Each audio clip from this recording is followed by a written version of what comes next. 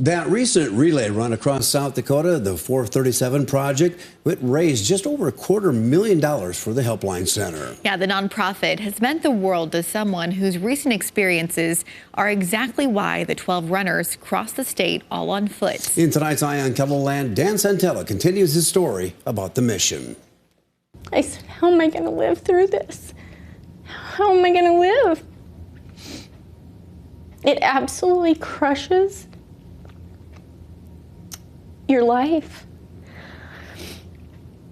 And I didn't know if I could keep going.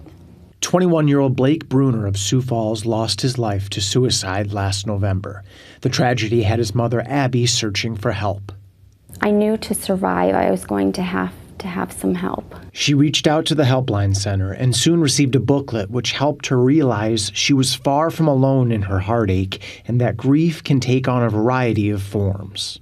I knew I wanted to be on a healthy grieving path, and I didn't want to start drinking alcohol, doing drugs, or take my own life.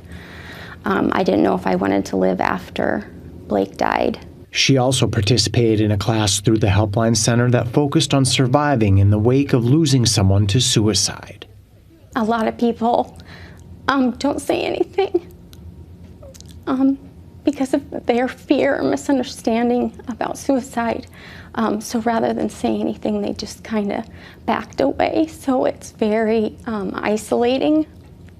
And this group was wonderful because we could tell funny stories and we laughed. That class introduced her to the 437 Project, and she and her husband John honored their late son by contributing to the effort as part of the runners' support team.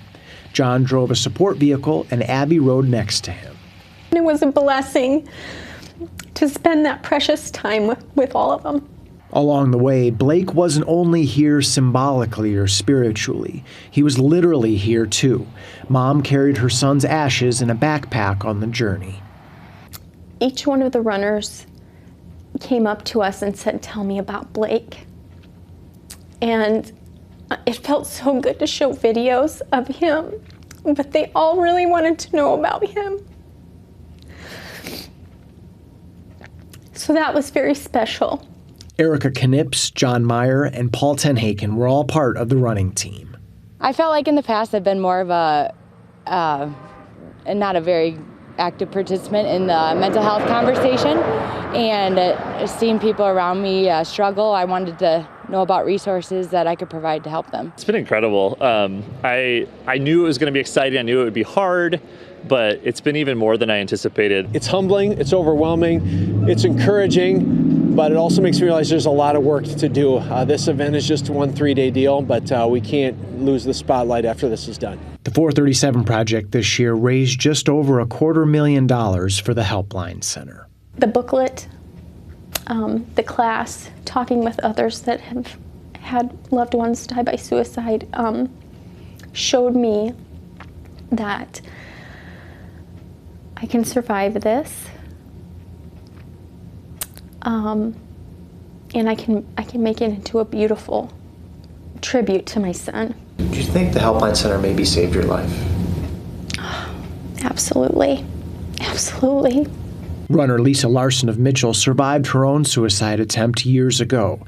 In 2023, she was a beacon for others.